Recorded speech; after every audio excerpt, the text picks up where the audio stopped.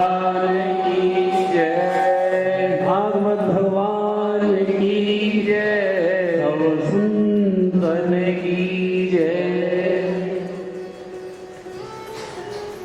एक बार पुनः सभी संत महापुरुषों का, वैष्णव भक्तों का, दृश्य और अदृश्य उन समस्त शक्तियों का जिनको हम इन नयनों से, चर्म चक्षुओं से तो नहीं देख पा रहे, लेकिन हृदय से जरूर अनुभव कर रहे हैं, उन समस्त महापुरुषों को हम दंडवत प्रणाम करते हैं। और आज कथा का विराम दिवस है, तो मेरी यही प्रार्थना है, कथा का निचोड़ क्या है? कृष्ण गृहीत मानुष, कृष्ण दर्शन लालसा। जीवन का उद्देश्य क्या है? कृष्ण गृहीत मानसा। मन अभी संसार गृहीत मानसा है। संसार के विषयों में जब तक जीव भटकता रहेगा, इसको चैन नहीं मिल सकता। कथाएं यही मिटाती हैं। जो भ्रम है जन्म जन्मांतरों के, उसको तोड़ती है कथा। मोह की नींद से जगाती है कथा। लेकिन सुनने, कथा मांगती क्या है? श्रद्धा। कथा मांगती क्या? विश्वास। कथा मांगती क्या? शरणागति। एक जो ठाकुर जी यहां से प्रसाद दे रहे हैं, उसको हृदय में उतारना, ये साधना है। और बार बार मैं निवेदन आप सभी से कर रहा हूं, सज्जनों, ना दुनिया में कोई कुछ लेके आया, ना लेके जाएगा। जाएंगे तो उसके अपने अच्छे और बुरे कर्म। और ये प्रारब्ध का चक्र ऐसा है, प्रारब्ध का खेल ऐसा है, बड़े बड़े की बुद्धि में नहीं आ रहा है कुछ नहीं। संत शरणागति हुई तो खेल खत्म, बात शरणागति की है। गुरु की शरणागति हुई तो खेल खत्म। ये शरणागति नहीं हो पाती है। हमने कल भगवान कृष्ण और रुक्मिणी मैया का विवाह महोत्सव मनाया, और आध्यात्मिक दृष्टि से भगवान का और भक्त का विवाह कब होता है? थोड़ा चिंतन चाहती है कथा। कथा तो कहते ही है। हमारी आध्यात्मिक भाषा में ब्याही किसे कहा जाता है? सुनो भाई, ध्यान से सुनो। विवाह किसका माना जाता है?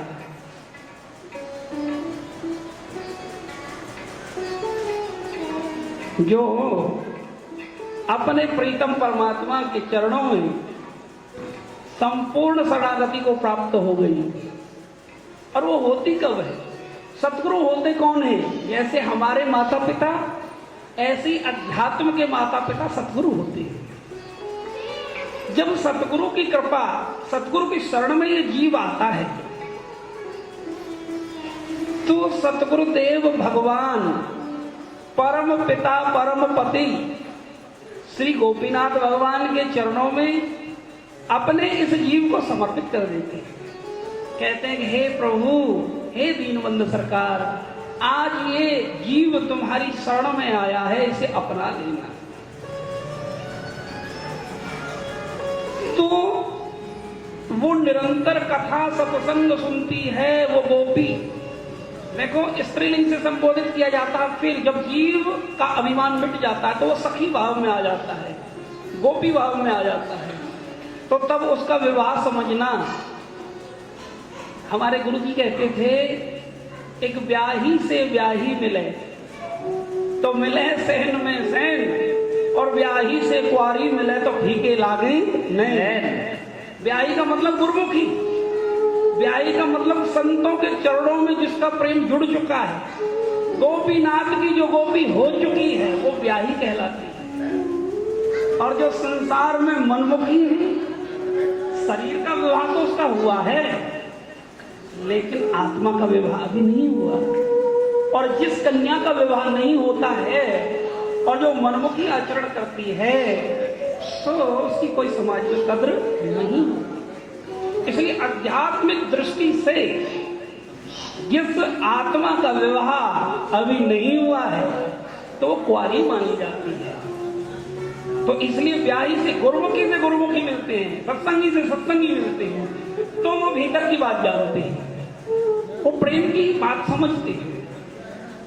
और जब एक सत्संगी गुरु महाराज की करुणा प्राप्त जीव से कोई बाहरमुखी जीव मिलता है तो उससे उसका विचार नहीं मिल पाते। तो विवाह का मतलब भगवान से प्रार्थना करो कि हमें कोई ऐसे गुरु मिले कि जो हमें गोपीनाथ के चरणों में समर्पण होना सिखा दे। हमारी आत्म रूपी इस कन्या का कन्यादान हम कर दें। गंगादास ने बहुत सुंदर भाव दिए थे। अपने आप को अपनी सखियों से कहा उन्होंने। सखी का मतलब जो सख्य भाव में है, अर्थात जो मेरे गोपीनाथ की गोपी हैं, उन सबको संबोधित करते हुए एक बहुत सुंदर यहाँ पद की रचना की। आइए थोड़ा सा हम उसे गुनगुना लें, फिर इस विवाह महोत्सव को ठीक ठीक जान पाएंगे। एक भागवत में भगवान का विवाह कैसे होता है और श्री सुखदेव स्वामी ने जो विवाह की चर्चा की वो किस आध्यात्मिक पहलू को क्या आधारशिला उसकी रही होगी, संतवाणी से हम इसे सुनने की प्रयास करेंगे। बोले वृंदावन बिहारी लाल की जय। संतों का पद है तो थोड़ा सा आप सब प्रयास करना, हम भी प्रयास करेंगे। बाकी गोपीनाथ जानेंगे, जो कुछ गवाएंगे जो बोलवाएंगे वही जाएंगे।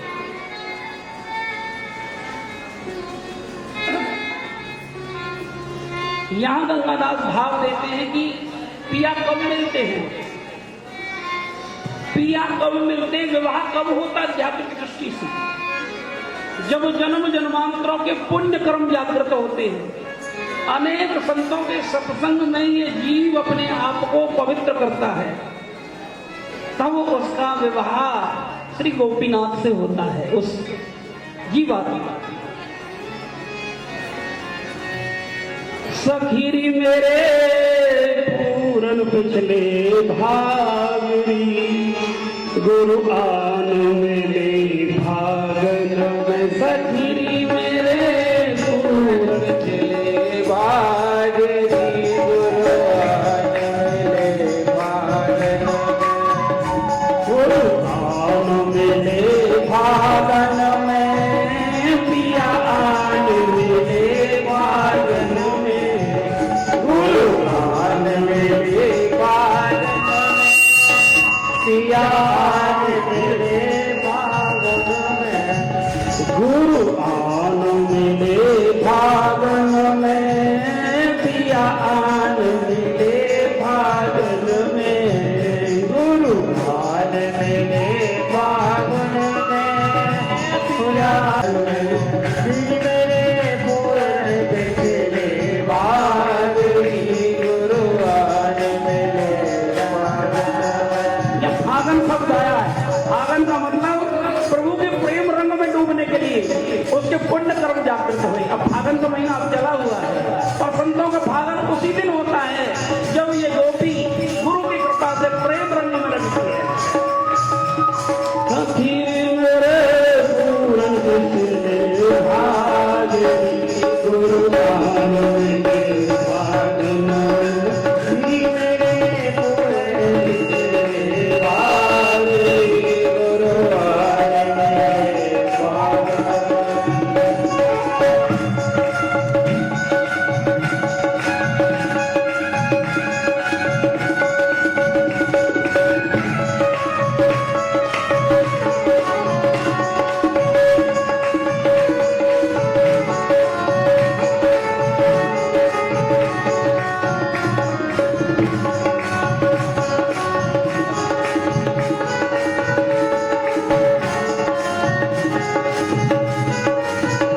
और संतों की होली कैसी होती है? प्रेम गुलाल ज्ञान की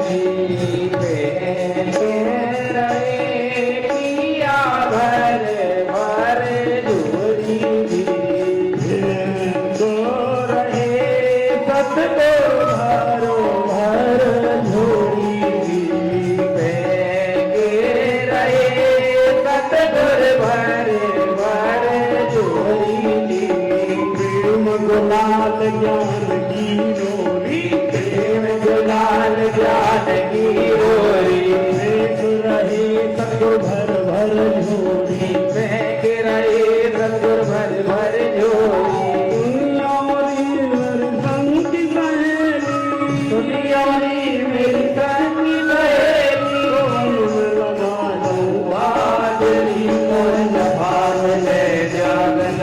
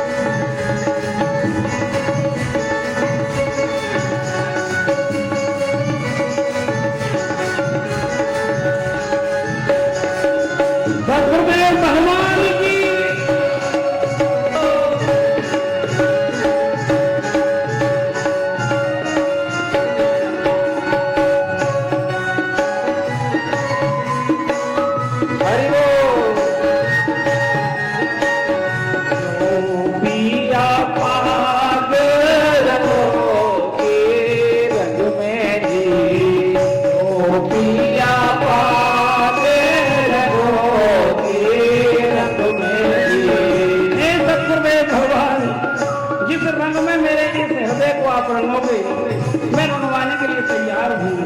मैंने अपने आप को आपके चरणों में समर्पित कर दिया है, आपकी शरणागति ली है।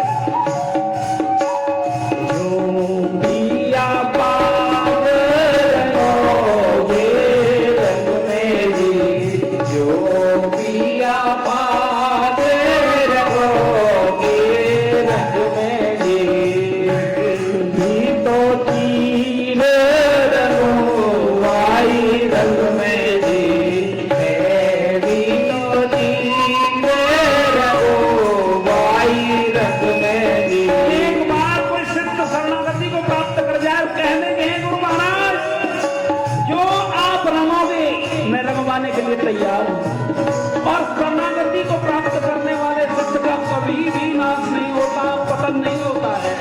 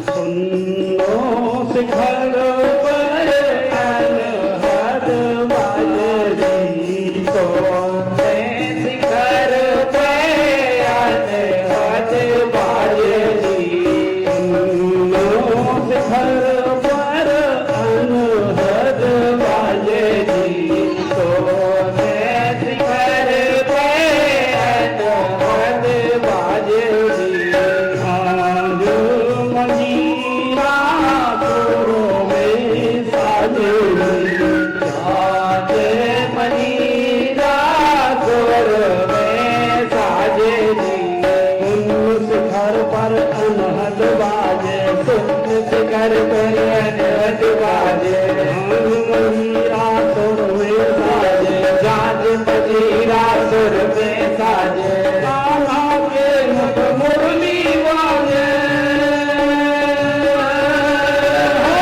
कान्हा के मुख मुरली बाजे उड़ नदी सौरागली हो जाओ मेरा तन में तेरे पूरब तेरे वागली भगवान तेरे वागन में तेरे पूरब तेरे वागली भगवान तेरे वागन में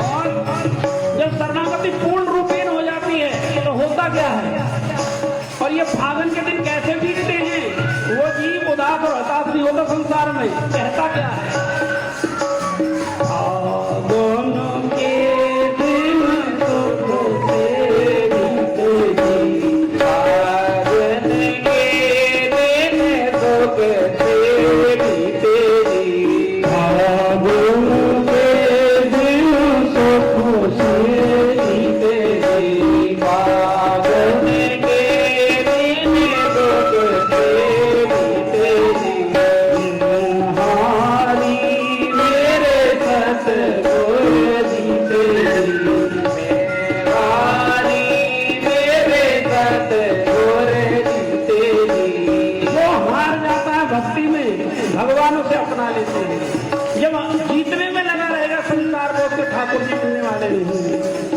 पर फागुन के दिन सुख से बीते जी फागुन के दिन सुख से बीते जी हारी मेरे सतगुर जीते जी हारी मेरे सतगुर जीते जी फागुन के दिन सुख फागुन के दिन सुख से जीते हारी मेरे सतगुर जीते मैं हारी मेरे सतगुर जीते मैं हारी मेरे प्रीतम जीते मैं हारी मेरे सतगुर जीते गंगा दास तीनों पल जीते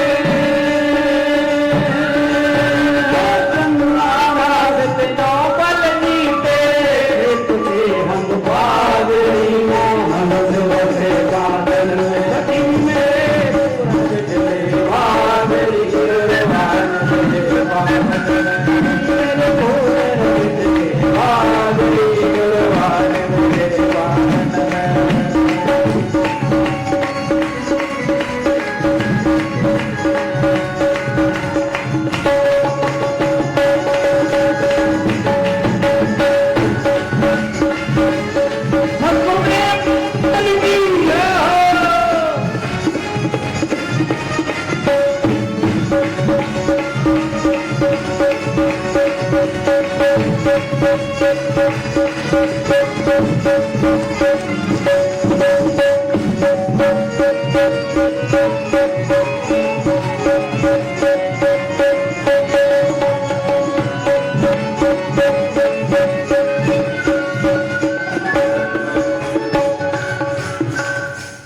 वृंदावन बिहारी लाल की है। तो हमारे आध्यात्मिक और भक्ति की भाषा में विवाह का मतलब होता ही है। वो धन्य है वो गोपियां, धन्य है वो भक्त जिनको अपने गुरुदेव के चरणों में पूर्ण विश्वास हुआ। संत सतगुरुदेव भगवान के चरणों में पूर्ण विश्वास शरणागति का नाम ही साधना होता है। अपनी समस्त इंद्रियों को बाहर वृत्ति से हटाकर एकदम हरि नाम का जपन करके विश्वास के साथ जब इनका शोधन गुरु हरि कृपा से हो जाता है, तब इसमें नाम भगवान प्रकट होते हैं, नाम का रस प्रकट होता है। और जिस जीव के हृदय में नाम का रस प्रकट होता है, तो उससे उसका जो है बाहरी जो संबंध दुनिया का वो धीरे धीरे समाप्त होने लगता है। बाहरी वृत्ति तब तक ये जब तक नाम भगवान प्रकट नहीं हो रहा, नाम का रस प्रकट नहीं हो रहा। और ये संत कृपा, गुरु कृपा से, हरि कृपा से और कथा की कृपा से ही होगा। कहते हैं संत सभा झांकी नहीं, क्यों ना हरि गुणगान, नारायण कवन विधि तू चाहे कल्याण। होना नहीं, भटकना ही है, कथाओं में मनोरंजन के साधन मात्र रह जाएंगे यदि हम भगवान के भक्त के मुख से ये कथा नहीं सुनेंगे। जीवन संसारी विषय वासनाओं में ही, राग द्वेष में ही, एक दूसरे से लड़ाई झगड़े में ही। देखो राग द्वेष, मान सम्मान, ये सब उपाधि है। जीव आत्मा का इनसे कोई संबंध है भी नहीं, इस शरीर का संबंध है उपाधियों से। और जब तक जीव उपाधियों में उलझा हुआ है, एक जैसे कि मैं अपने आप को कोई कहे मैं कथावाचक हूं ना, भगवान का भक्त, कोई कि मैं ब्राह्मण हूं, ये भी थोड़ा सा उपाधि ही है। यद्यपि वर्ण व्यवस्था को प्रणाम है, पर लेकिन उपाधियों से थोड़ा ऊपर उठना पड़ेगा। क्यों? बाबा कबीर लिखते हैं, कामी क्रोधी लालची इनसे न भक्ति होय, भक्ति करे कोई सूरमा, जाति वर्ण कुल हो। यदि जाति के अभिमान में ही उलझे रहे तो बात बनेगी नहीं। संतवाणी प्रमाण है। ब्राह्मण शरीर दंडवत प्रणाम, सर्वश्रेष्ठ कोई मानव योनि में कोई शरीर ठाकुर जी बनाते हैं ब्राह्मण। ब्राह्मण का शरीर मिलता ही भजन करने के लिए है। ब्राह्मण का शरीर मिलता ही ठाकुर के प्रेम को प्राप्त करने के लिए है। और इस शरीर को धारण करके भी उपाधियों में यदि जीवन गया तो सबसे बड़ा दुर्भाग्य होगा। ये जो कुछ देख रहे हैं किस लिए है? अपने प्रीतम को रिझाने के लिए। ये जो कुछ देख रहे हैं किस लिए है? उनके उस परम रस को प्राप्त करने के लिए। बाहरी संसाधन जो भी हैं वो जीव को संतुष्ट नहीं कर सकते, क्योंकि ये खुद ही नाशवान है। जो स्वयं मिटने वाली वस्तु है, क्या वो अविनाशी तत्व आत्मा को प्रसन्न कर सकती है? कभी नहीं कर सकती। इसलिए संतोष धारण करके, प्राप्त को पर्याप्त समझ करके गोपीनाथ की शरण में आना चाहिए, गुरुदेव की शरण में आना चाहिए। तभी ये जीव विश्राम को प्राप्त कर पाएगा। अन्यथा उसको कहते कि साखी आखी ज्ञान की, देख समझ मन माह, और बिन साखी संसार का झगड़ा छूटे ना। कभी झगड़ा छूटेगा ही नहीं। इसीलिए जीव को जागृत तभी समझना जब वैराग्य जीवन से हो जाए। शरीर की तो उम्र बढ़ी, लेकिन विवेक बुद्धि का जागरण नहीं हुआ तो लेखे में नहीं लिखी गई। तो विवाह का मतलब है ठाकुर जी के साथ, श्री गोपीनाथ के साथ आत्मीय प्रेम। वो प्रेम जब विवाह होगा तो भक्ति मैया प्रकट होंगी और विवाह आगे बढ़ेगा, प्रेम तो वहां होगा क्या, प्रेम रस उत्पन्न होगा, प्रेम रस उत्पन्न होगा तो फिर होगा क्या, 2 पुत्र पैदा होंगे। वो 2 पुत्र भक्ति मैया के क्या हैं? ज्ञान और वैराग्य। ज्ञान और वैराग्य 2 पुत्र मैया के हैं। अर्थात जो जीव इस जगत में तो हैं लेकिन अपने हृदय से वो गोपीनाथ का रहेगा। जगत में तो रहेगा, सारे संबंध भी निभाएगा, लेकिन अपने इस मन को संसार को नहीं देगा। समझ लेना, विवाह हो गया। जहां गोपीनाथ रखे ठीक है, उनकी सेवा दी है, गृहस्थ में संन्यास में इससे कोई फर्क नहीं पड़ता है। ना तो हरि मिलन में संन्यास सहायक है, ध्यान से समझना, ये बहुत संत कृपा के बल पे बोल रहा हूं। ना तो हरि मिलन में संन्यास सहायक है और ना हरि मिलन में ग्रस्त बाधक है। बाधक है क्या? हमारी आसक्ति, विवेक बुद्धि का जागरण ना होना। और सच कहूं, विवेक होता कहां से है? बाबा तुलसी लिखते हैं, बिनो सात संग विवेक न होई, बिन सत्संग विवेक न होई, बिनो सात संग विवेक न होई, बिन